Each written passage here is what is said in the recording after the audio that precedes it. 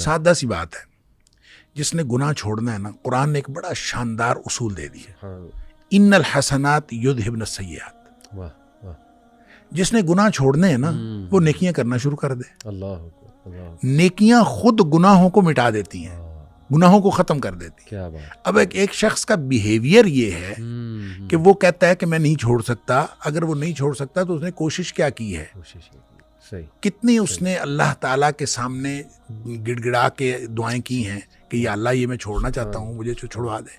کتنی اس نے نمازیں پڑھی، کتنے اس نے نوافل پڑھے ہیں، کتنے اس نے قرآن پڑھا ہے، کتنا وہ بد نظری سے بچنے کی کوشش کی ہے، کتنا اس نے کیا ہے کہ اس کے بعد وہ کہے کہ میں چھوڑ نہیں سکتا۔ اس نے اگر ایک بھی نیکی کی ہو، یہ ممکن نہیں ہے۔ دیکھیں دو چیزیں ہیں، ایک ہے نیکی اور پھر نیکی کا رویہ، دوسری چیز ہے برائی اور برائی کا رویہ۔ نیکی کی طرف چڑھائی ہے، برائی کی طرف اترائی ہے۔ برائی میں بہت جلدی آپ چلے جاتے ہیں، نیکی میں اپنے آپ کو بڑا باندھ کے لے جانا پڑتا ہے، بڑا زور لگتا ہے۔ عقبہ بھی کہا ہے قرآن نے، عقبہ، بالکل عقبہ بھی ہے۔ تو لہٰذا اپنے نفس کو پورا باندھ کے اوپر چڑھانا پڑتا ہے، اور اگر وہ کوئی نیکی کی طرف آتا ہے تو یہ ممکن ہی نہیں کہ اس کی طبیعت کے اوپر، اس کے دل کے اوپر، اس کے دماغ کے اوپر اس کے اچھے اثرات نہ ہوں، یہ ممکن ہی نہیں۔ بالکل صحیح۔ دوسری طرف اترائی ہے۔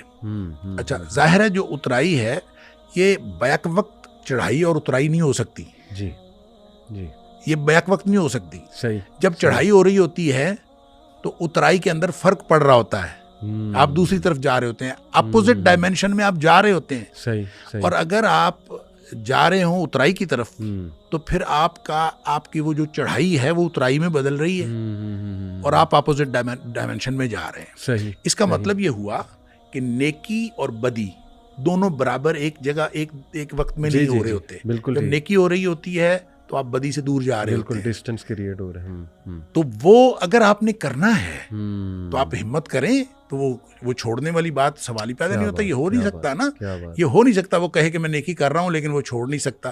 نیکی کرے گا تو وہ خود بخود اللہ تعالیٰ اس کے لیے وسائل پیدا کر دے گا، ایسے ذرائع پیدا کر دے گا کہ وہ نیکیاں اس کی برائیوں کو ختم کر دے۔ شیخ سورہ عنکبوت کی بھی آیت ہے نا کہ جو ہماری راہ میں جہاد کرے گا تو اس کے ساتھ اللہ کی مدد ضرور آئے گی۔ والذین جاہدوا فینا لنہدینہم سبلنا، جو ہمارے راستے میں کوشش کرے۔ دیکھیں کوشش کرنا ہمارے ذمہ ہے، جیسے ہم نے پہلے بات کی، اور باقی اللہ کے ذمہ ہے۔ سبحان اللہ، سبحان اللہ۔ اس کے کچھ افیکٹس پہ شیخ اگر میں بات کروں کھل کے، دیکھیں ایک تو اس کے سب سے زیادہ افیکٹ میرج پہ آتے ہیں، آپ کی میریٹل لائف پہ۔ بہت برا افیکٹ یہ ہے کہ اس کو جو بہت زیادہ لوگ دیکھتے ہیں، جنہوں نے دیکھا ہوتا ہے، وہ پھر وہی والے عمل جو حرام عمل ہے، اگر کھل کے بتاؤں تو قوم لوط والا جو عمل تھا وہ اپنی بیویوں کے ساتھ، جس کو آپ اینل سیکس کہہ لیں اگر میں کھل کے بیان کروں، تو وہ اس پہ اپنی بیویوں کو مجبور کرتے ہیں۔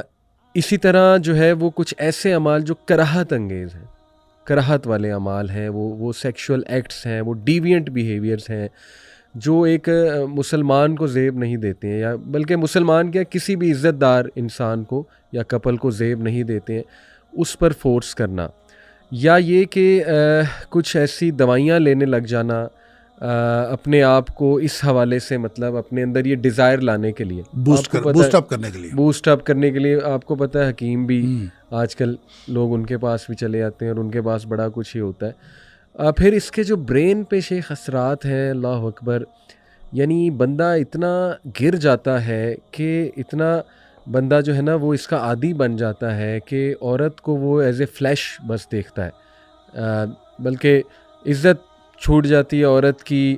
تو اس طرح کے بڑے کیسز اللہ معاف کرے، میرجز بریک ہوئی ہیں لوگوں کی اس عادت کی وجہ سے، لوگوں کے آپس میں لڑائیاں ہوتی ہیں اس وجہ سے، میریٹل کپلز کی، عورتیں بیچاری مجبور ہیں، اس طرح کے سوالات آتے ہیں۔ بلکہ میں آپ کو کوٹ کر ہی دیتا ہوں، اس پوڈ کاسٹ کی ایک بہت بڑی وجہ شیخ ماشاءاللہ ایک معلمہ ہیں، 70 سال ان کی عمر ہے، 40 سال سے وہ دین کی تعلیم دے رہی ہیں عورتوں کو۔ انہوں نے ایکچولی مجھے میسیج کیا تھا، بیٹا بنایا ہوا ہے مجھے انہوں نے، کہتی کہ میری زندگی کا مجھے کچھ پتہ نہیں ہے، اللہ تعالیٰ کب بلاوا مجھے بلا لے، تو کہتی بیٹا آپ نا ایک کام ضرور کر جاؤ۔ بڑی ریکویسٹ انہوں نے کی کہ آپ کو لوگ سنتے ہیں تو آپ اپنے پلیٹ فارم سے بیٹا اس پر نہ کوئی پروگرام ضرور کریں. آپ مردوں کو سمجھائیں کہ عورتیں ہمارے پاس آتی ہیں ان کے پاس اور عورتیں اپنے دکھ بھرے انسیڈنٹ سناتی ہیں کہ یہ عمل حرام ہے, اللہ کی لعنت ہے اس پہ جو اس طرح سے اپروچ کرتا ہے. نبی صلی اللہ علیہ وسلم کی حدیث ہے. تو مرد نہیں مانتے, ان کو یہ حدیث بھی سنائی جاتی ہیں, وہ مجبور کرتے ہیں, اور جب عورتیں انہیں بہت زیادہ منع کریں تو وہ طلاق دینے پہ آ جاتے ہیں. اور عورت آپ کو پتہ ہے ہمارے معاشرے میں کمزور ہے, ماں باپ ایکسیپٹ کریں گے نہیں, کہاں جائے گی, بھائی بھی ایکسیپٹ, وہ پھر مجبوراً عورتوں کو اس عمل کی طرف آنا پڑتا ہے. تو یہ بڑے پریکٹیکل مسئلے ہیں. تو اس کو شیخ یہ والا جو ڈیوینٹ عمل ہے, اللہ معاف کرے, اس طرح سے اپروچ کرنا یا کراہت انگیز اپنی بیویوں کو فورس کرنا, اس پہ میں چاہتا ہوں کہ ان مردوں کو اس نیت سے کہ اللہ کرے یہ سدھر جائیں انشاءاللہ, کیا ہم جو ہے نصیحت.